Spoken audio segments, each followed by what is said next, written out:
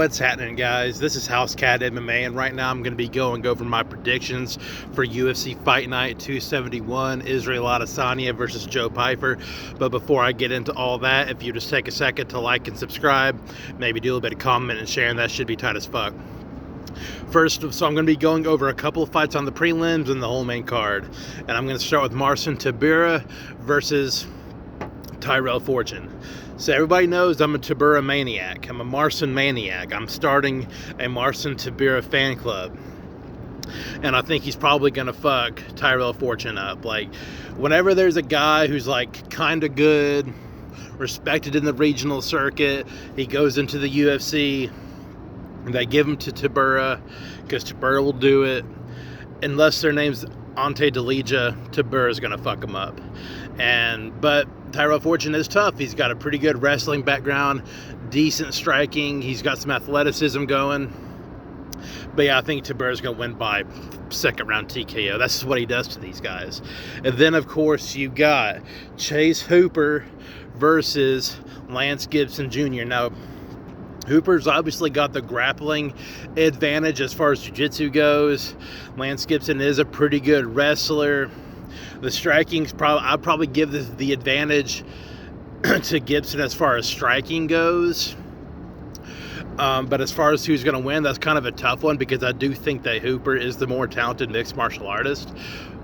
But I don't think Gibson's any slouch. I think Gibson learned from the King Green fight, and I think he wants to do well in the UFC.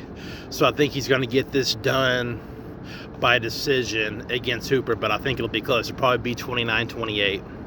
Maybe a split decision. And then you got Terrence McKinney versus Kyle Nelson. Kyle Nelson is obviously the tougher man of these two. That's the thing about McKinney. I think McKinney's got some really good talent, but he lacks some durability. But as far as actual skill goes, they're pretty neck and neck. But I think that Kyle Nelson will be able to catch Terrence McKinney. He's got some power on him. He's got some pretty good hands. But I do think that there will be a point in time where McKinney's winning the fight, and then Kyle Nelson just kind of catches him. I think it's going to be a knockout win for Nelson. Not sure what round, but let's just say second. And then, of course, you got Mansur Abdul-Malik versus Yusuri Macaroni. Now, Yusuri, he's a pretty good kickboxer. He's 27-7 as a kickboxer.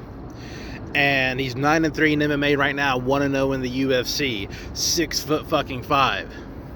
And Mansur Abdul-Malik, like, he's got some talent about him, but he's more so of a guy like he's like, I'm just gonna get this shit done. Like he's kind of like Joe Pyfer, where he's just like, I'm a fucking socky one.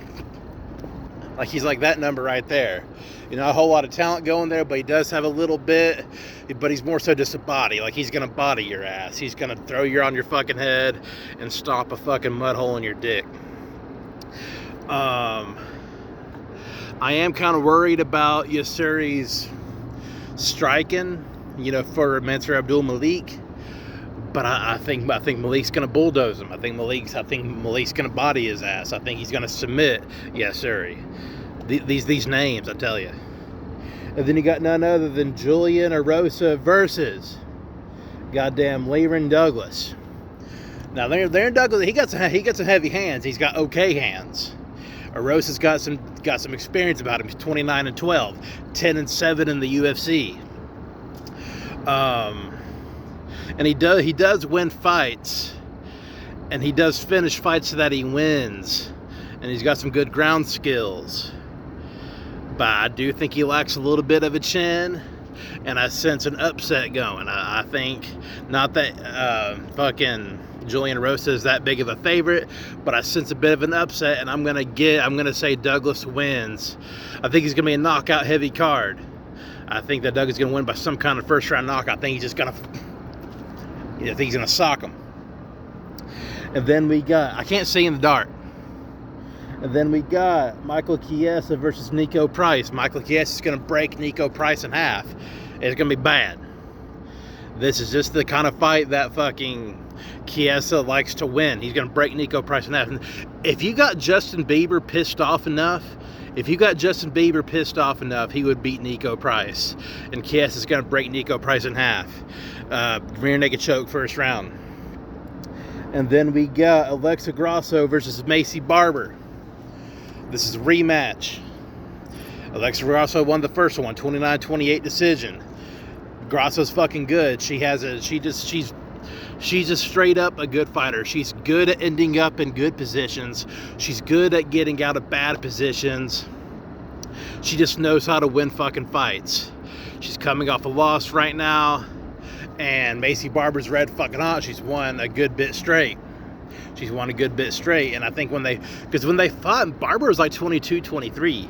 She's 27 right now. And she's had a lot of experience since then. Her only 2 losses are to Roxanne Modafferi and Alexa Grasso. And, you know, with the fight against Alexa, I think that was a winnable fight for her. But it was just like, she was in there like trying to get shit done too quick. You know, she had a little bit too much. You want urgency, but she needed a little bit more patience, and I think she could have won that fight. And I think that's what she's going to do this coming Saturday. And I think she's going to get the decision win against Alexa Grasso, because Alexa Grasso, she's just on a losing streak right now, and that's just kind of the way it is. This is kind of the way it is. Like, sometimes you're on a losing streak, and Alexa Grasso's on one right now. And now, of course, you got none other than Israel Adesanya and Joe Pyfer getting ready to go at it. Now, I do think it's possible. I think it's possible for Pyfer to go out there and get the knockout win. But it's just the way Pyfer strikes. You know, he's orthodox. You know what I'm saying? And the way he goes, he's just kind of like, not that bad, but he's like, I'm going to sock you one. He telegraphs the fuck out of his right hand. He gets away with that against some good fighters. I don't think he's going to get away with that against Israel Adesanya. And this layoff that Israel Adesanya is on, I think it's good for him. I think he got some much needed rest. He's been hanging out with David Goggins, you know, carrying boats and shit. And I don't think Adesanya is going to be the champ again, but I do think he's going to get it done against Joe Pyfer. You know, but it's hard to call it with Joe Pyfer. It's hard to tell really, like, it's hard to tell, like, how good he is. Because, like, he dropped one to Jack Hermanson. He said he wasn't feeling too well. He lost the first round against Abus Magomedov. But he does some spectacular shit. But there's times like, he might not be that good. Like, he went the distance against Kelvin Gastelum. Who does that? You know what I'm saying? Like you think he's good, but you're not sure if he's good. That's the thing. Yeah, Israel Adesanya gets the shit done. I had a list of these fights.